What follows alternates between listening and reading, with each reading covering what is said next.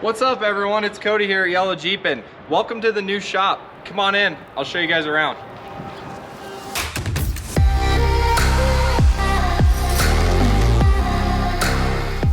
What is up everyone? Welcome back to the channel here. Throughout the past year and a half, I've been to a couple different shops. First one from the first couple Jeep 1-ton videos were in my diesel shop, which I've since shut down. That was a massive shop. I mean, you can fit 12 trucks in there at a time. We moved to where most of the videos have been filmed so far, which is kind of like a storage area. Lighting wasn't great, no insulation. It was a really crappy winter. Same place I rent that little storage unit from. They had a fully insulated, heated, better lighting, ready to go shop, which is this shop here.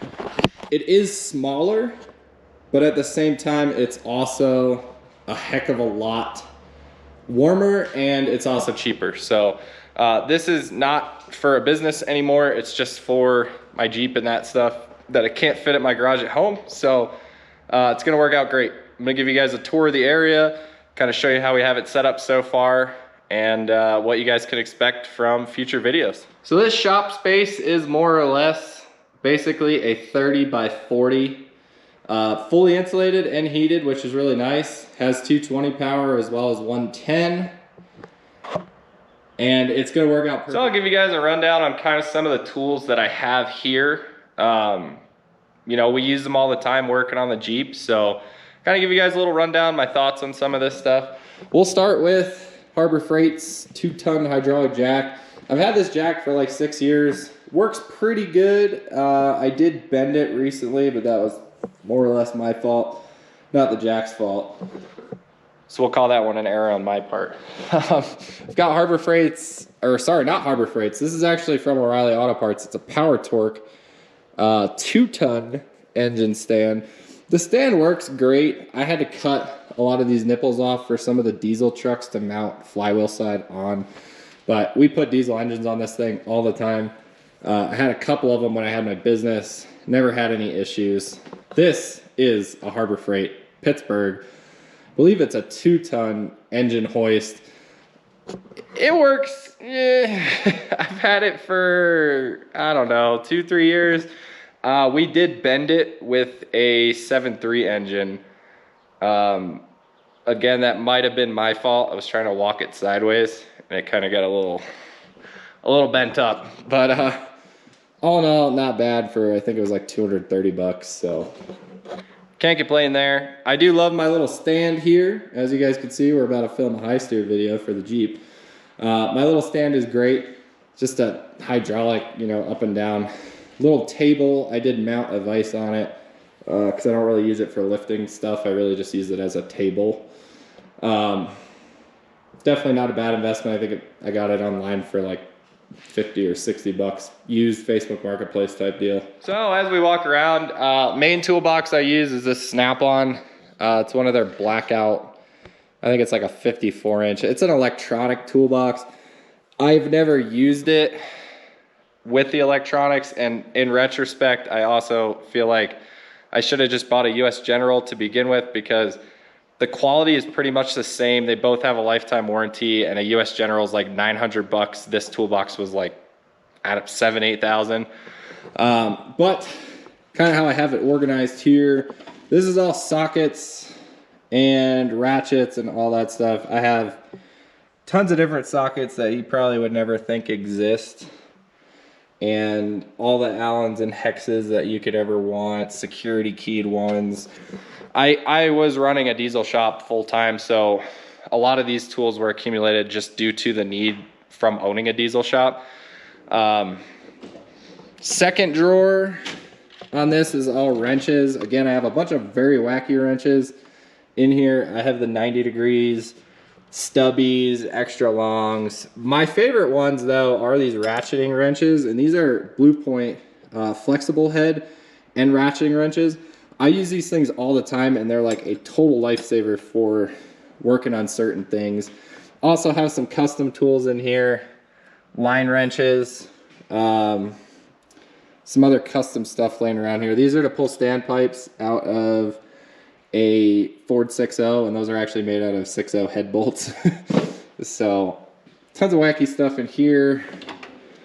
Third drawer is going to be all the pliers, slide hammer, borescope, just other random stuff. A bunch of very big snap ring pliers for transmissions. This tool here is something that's actually really cool. It grabs the like coolant radiator hose clamps and actually will hold them for you. Something one of my mechanics brought in one day, and I was like, that's super cool. So ended up picking that up as well. Moving on, we'll go down the left side first. This is all of my electric tools, batteries, all that stuff. Primarily Snap-on. I use this Impact, which this is actually one of the brushless ones, and then the 90 degree right here. Use them all the time, use the light all the time. I like my Milwaukee 1/2 inch, but I lost a bet and ended up having to buy it from the Cornwall guy. So not entirely my favorite tool, but it works completely fine. I'll give it that. Bottom drawer here is a ton of my box tools. I have different pullers, different fittings, different drivers, 90 degree drill, just a ton of different random stuff. And then moving up to our small drawers here, we have mostly screwdrivers, picks, body tools, crack torch, a file set, kind of the whole 9 yards with Snap-on. Speaking of these, this is probably one of my favorite screwdrivers. I think it was only like, I don't know, 70 bucks. You can probably buy the Craftsman version for like 10. I do love that screwdriver. It's got a bunch of different heads and it ratchets, which is really nice. Moving down to the next one, we have all the electrical stuff that I like to keep in my box, stuff I use all the time, micro fuses, just random odds and ends. I prefer the non-insulated wire crimps opposed to like these guys. They look a lot cleaner. You can actually heat shrink these in line and they look factory, like you'd almost not even be able to tell it's there. Continuing down, this is kind of my random catch-all drawer. I have a bunch of like Dremel bits, cut-off wheels, just stuff for the air hammer, batteries, just random stuff inside of here.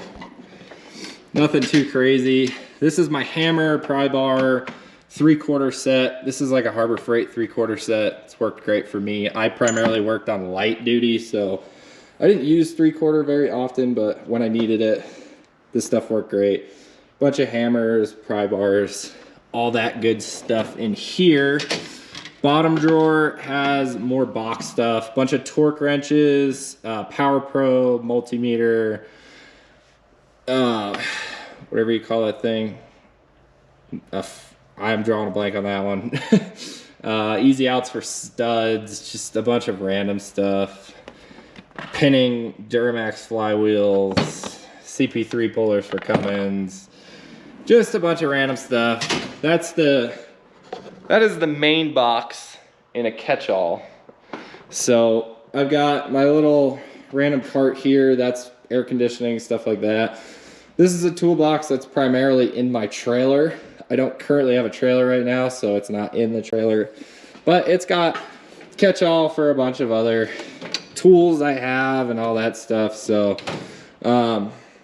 just a ton of tools in general. This one usually sits in my trailer bolted to the front. And that's where I keep anything I'm using on the trail, snowmobiles, dirt bikes, all that type of stuff. Moving on to our hydraulic press here. This is a Harbor Freight 20-ton. Thing works great. I use it pretty frequently, popping transmission stuff, ball joints, whatever.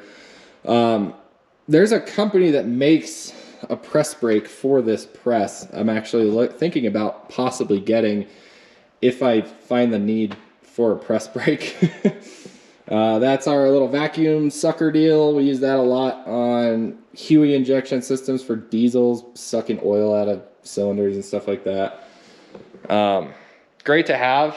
You can put fluid in with it and take fluid out, which is really nice. Moving on this way, nothing too crazy.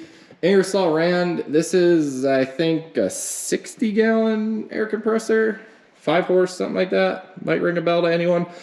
I wired it with, actually just with one of the extension cables for 220.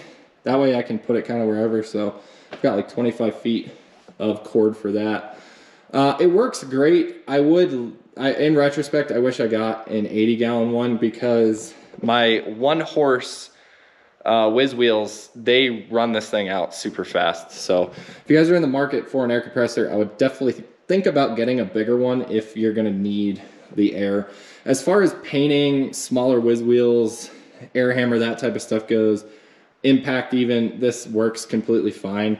It's more or less you're getting into your 3/4 impacts, 1 horsepower whiz wheels, that type of stuff. It starts to fade out a little bit. We talked briefly about the ESAB Rebel. I seriously do love this thing. It is a MIG, TIG, and stick machine. I have had it since 2017, so what, 6 years, almost 7 years. Thing works great. It runs phenomenally. I use it regularly with all of those. I've welded aluminum with stick on this. I've welded plenty of TIG with this, and obviously you guys have seen plenty of MIG. One thing I would mention, the TIG does get hot. It does not weld aluminum great. Getting a water-cooled setup for TIG with aluminum is probably much better. Well, it is much better. But this machine works great for your hobby welding. You can run flux core on this. All in all, it's a great machine. It does accept, if I can open this, it does accept the 10-pound spools. So you're not running those little like 3-pound or 1.5-pound spools, which is a huge plus because you can get a lot more welding time out of, you know, the 10-pound spools. Plus, you can obviously hook up gas to it. That's the C25, the straight argons over there for TIG. So periodically I do run TIG and stuff, but it's primarily a MIG machine. Great to have if you're a hobbyist wanting just something nice to weld with, where you can get clean quality welds out of it. Continuing on, another giant toolbox with another shit ton of tools. This is more like your heavy duty truck stuff. As you can see, I dropped the bottom box off of a trailer with the tractor and it roasted like all the drawers. So we don't use this one much, but it's a catch-all. It's got a ton of tools in it just in case I happen to need any of that stuff. Massive battery charger from O'Reilly Auto Parts. I like this one because it has a 2-year warranty and they break right at about 2 years. So I think that's like my 3rd or 4th one for free. But yeah, that's pretty much the shop in a nutshell. All right, guys, so that was the quick shop tour of the new shop. Like I said, it's got a ton of benefits for me. It's cheaper, it's insulated, it's got better lighting. And I think it's gonna be great for continuing our Jeep TJ 1-ton build. So hope you guys enjoyed the little shop tour, and I'm gonna get started on the high steer. So we'll catch you guys on the next video. Don't forget to comment, like, and subscribe. Thank you guys for watching.